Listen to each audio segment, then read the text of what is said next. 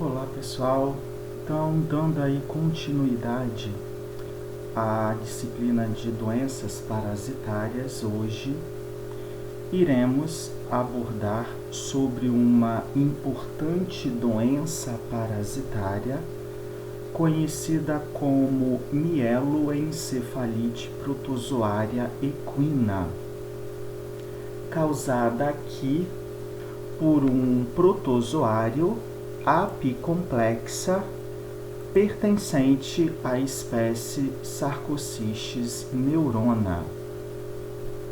Popularmente, a doença ela é conhecida como bambeira ou doença do gambá e acomete equídeos de forma geral. No entanto, equinos mostram-se mais suscetíveis ao desenvolvimento clínico da infecção. Já asininos e muares, embora suscetíveis à infecção, mostram-se resistentes ao desenvolvimento de sinais e sintomas clínicos, mostrando-se então assintomáticos. Existem aí estudos notificando a doença clínica também em zebras e pôneis. O parasito em questão, ele é classificado como heteroxeno obrigatório, uma vez que ao longo do seu ciclo de vida verifica a participação de 2 hospedeiros: o hospedeiro definitivo e o hospedeiro intermediário.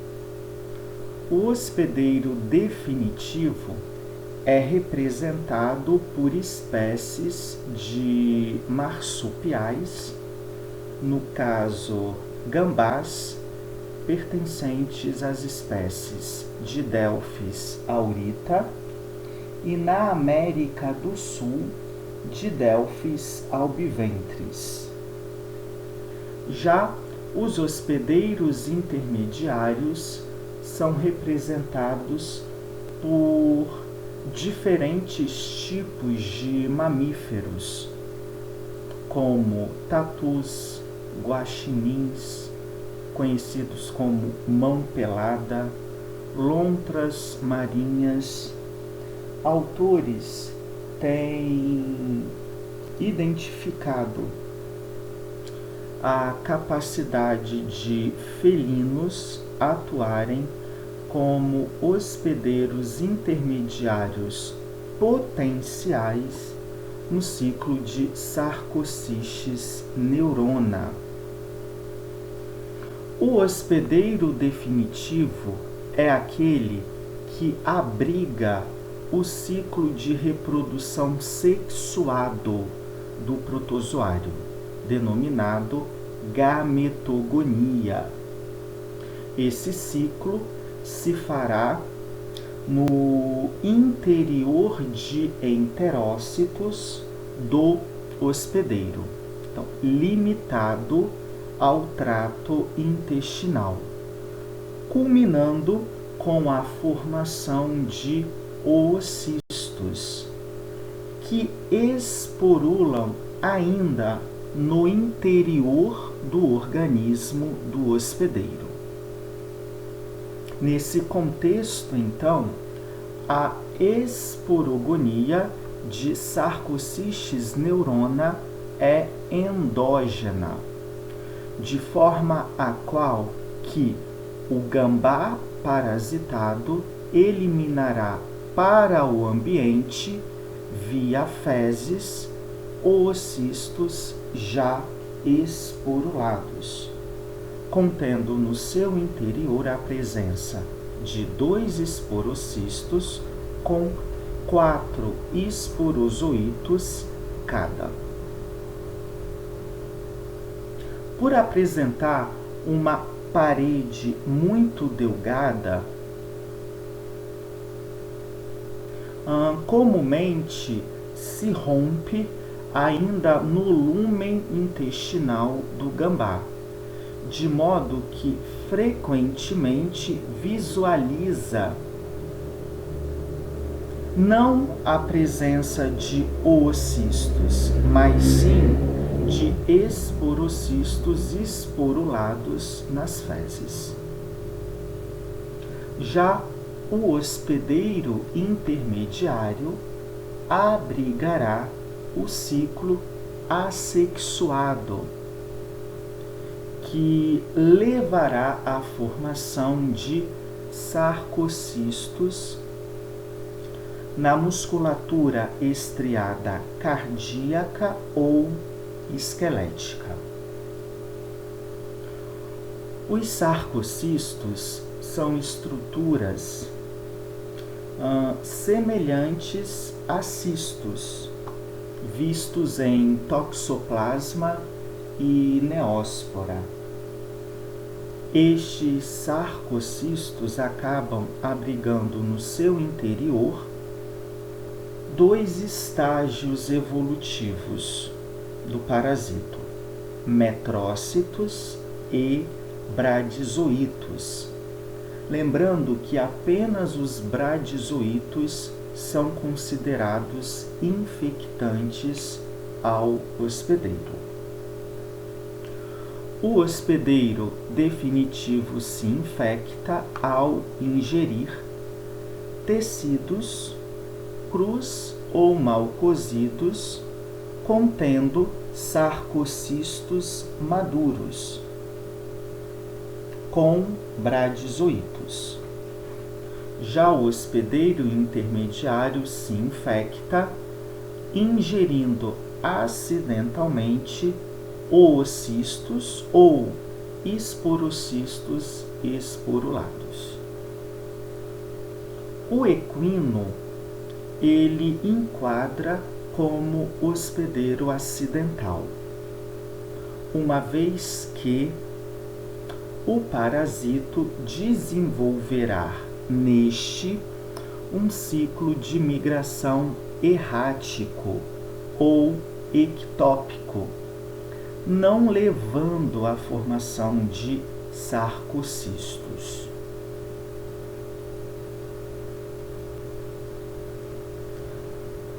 A infecção no equino se dá por via passiva através da ingestão acidental de esporocistos esporulados presentes em alimentos ou água contaminada.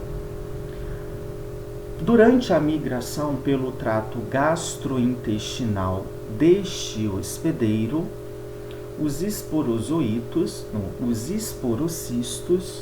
sofrerão a ação de componentes químico-enzimáticos, favorecendo a liberação dos esporozoítos no lúmen intestinal. Os esporozoítos, através do complexo apical, penetrarão a mucosa intestinal, alcançando a circulação sanguínea do hospedeiro. Via complexo apical, os esporozoítos reconhecerão células endoteliais como alvo, iniciando etapa de internalização celular. Após internalizado, o esporozoito diferenciará em meronte, que por merogonia levará à formação de milhares de merozoítos. Chegará um ponto que a célula parasitada estará abarrotada de merozoítos e irá lisar, liberando para o meio extracelular milhares de merozoítos, que então alcançarão a circulação sanguínea. Através desta, os merozoítos irão transpor a barreira hematoencefálica, alcançando o sistema nervoso central do hospedeiro. Lá, reconhecerão células neuronais e células da glia como alvo, iniciando etapa de internalização celular. Uma vez internalizados, os merozoítos darão continuidade ao ciclo proliferativo por merogonia, levando à formação de milhares de merozoítos, culminando com a lise celular. No momento da lise celular, deflagra em loco uma resposta inflamatória de natureza hemorrágica e necrótica, não supurativa. Então, caracterizando um quadro de mieloencefalite, que é a inflamação da medula espinhal e encéfalo. Clinicamente, esse quadro patológico será caracterizado por uma síndrome neurológica, que poderá evoluir para o óbito do animal. Autores têm ainda afirmado a ocorrência de uma transmissão vertical por via transplacentária em equinos. Há ainda relatos de dípteros hematófagos, como mutucas, atuando como vetores mecânicos de sarcocistes neurona, então apresentando aí uma importância epidemiológica na transmissão do agente.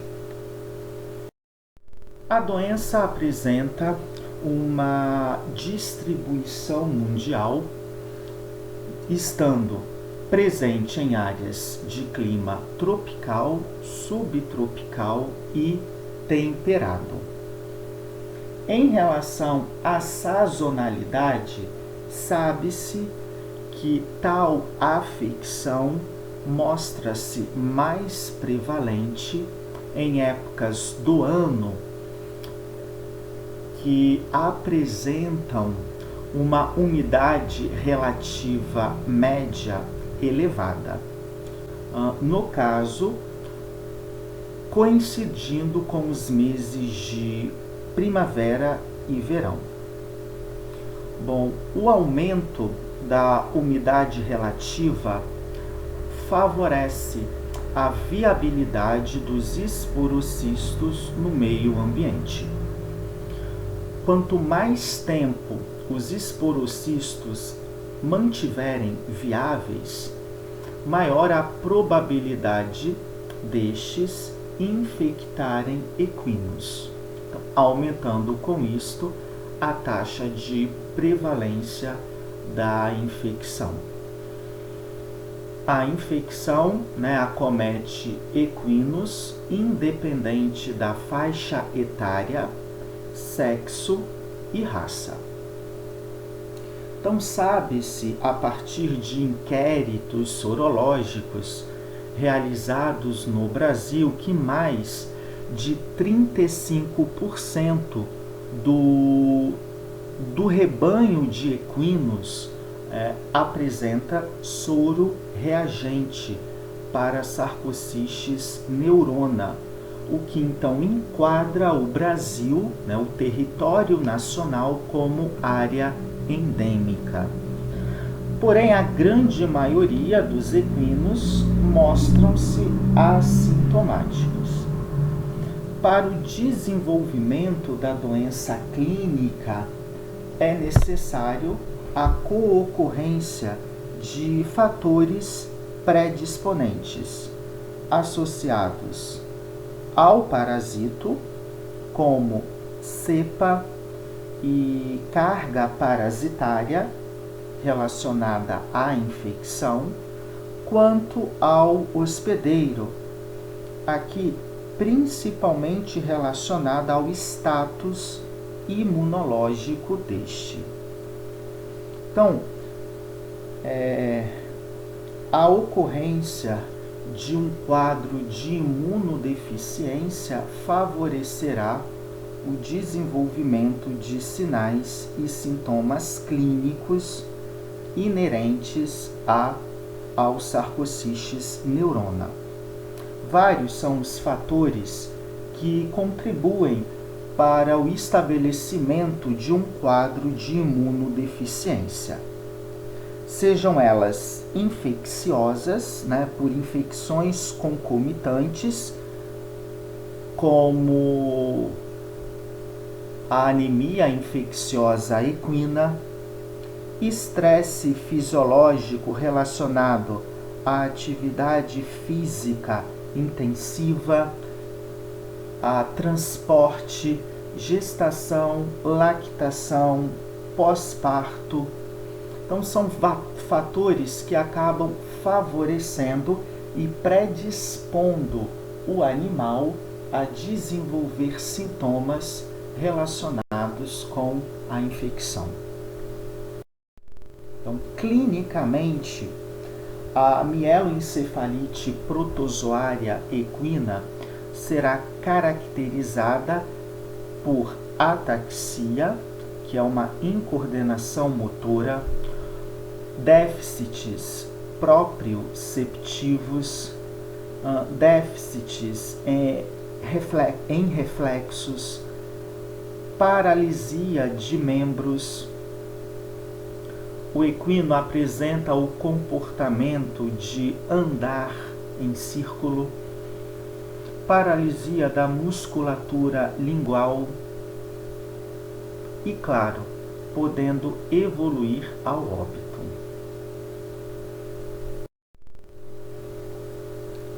Uma vez diagnosticado, o tratamento ele é bem sucedido. Bom, e em relação às drogas utilizadas no tratamento da infecção, destacam-se drogas antimicrobianas, como a associação da sulfadiazina, trimetoprim e pirimetamina. São drogas que sabidamente assumem uma ação coccidiostática por comprometerem diretamente a taxa de replicação parasitária. Porém, a utilização destas bases tem entrado em desuso em função aos efeitos colaterais causados pelo paciente. O uso crônico dessas bases levarão a desordens hematológicas graves, representadas na forma de anemias. Além disto, tanto a sulfa quanto a pirimetamina apresentam efeito teratogênico, não podendo serem prescritos para fêmeas prenhes. A alternativa, então, é a administração do diclazuril ou toltrazuril. São drogas que apresentam ação tanto coccidiostáticas quanto coccidicidas, muito mais eficazes e seguras quando comparada com as drogas anteriormente descritas. Recomenda-se, a associação com anti-inflamatórios não esteroidais, como flunixin meglumine e o DMSO. Anti-inflamatórios esteroidais não deverão ser prescritos, uma vez que levam a uma imunossupressão.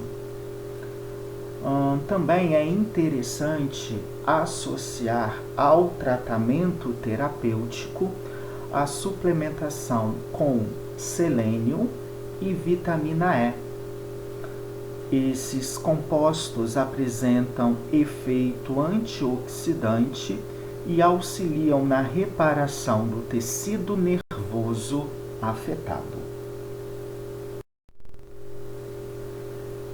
O diagnóstico poderá ser clínico, baseado na interpretação dos sinais e sintomas clínicos, porém, quando presentes, são inespecíficos, o que dá o diagnóstico clínico caráter especulativo. Para alcançar o diagnóstico conclusivo, é necessário de métodos laboratoriais.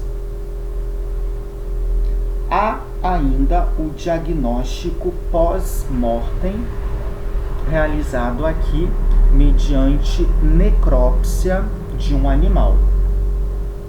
Então, o slide aqui ilustra a necrópsia de um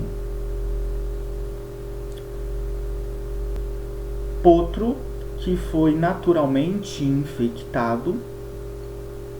Aqui, então, o encéfalo com alterações anatomopatológicas sugestivas de infecção por sarcocistes neurona. A confirmação vem a partir de uma histopatologia, onde será possível observar, em meio ao tecido nervoso, a presença de meronte, contendo no seu interior milhares de merozoítos.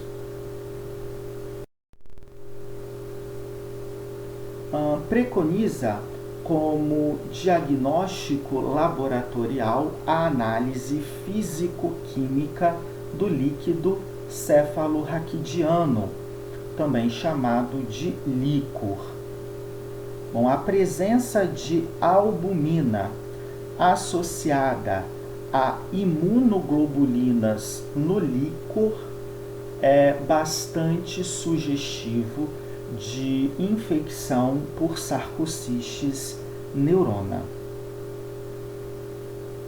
Há ainda o diagnóstico molecular baseado na reação em cadeia de polimerase, na qual fundamenta identificar, a partir de uma amostra biológica suspeita, a presença de material genético parasitário.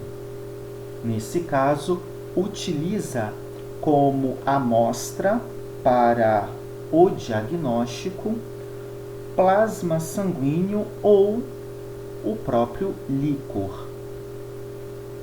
O teste de eleição, dito teste ouro, para o diagnóstico de sarcocistes neurona é o Western blot,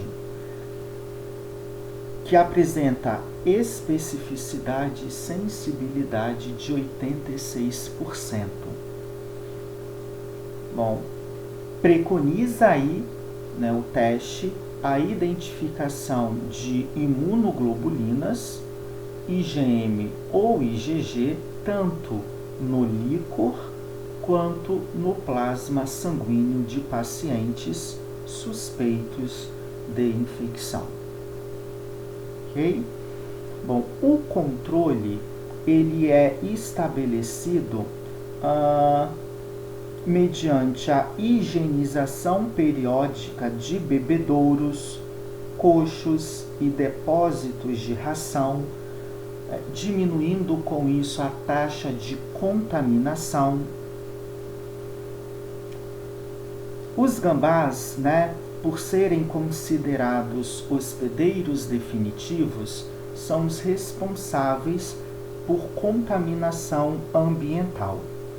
Nesse sentido, estes animais, por serem onívoros, acabam sendo atraídos para galpões, onde armazenam grãos e rações dos animais. Por isso, é imprescindível que este armazenamento seja realizado de forma adequada, evitando com isto o acesso dos gambás ao substrato. Vale, contudo, ressaltar ainda a presença de uma vacina elaborada a partir de antígenos inativados, como uma forma de prevenção da infecção.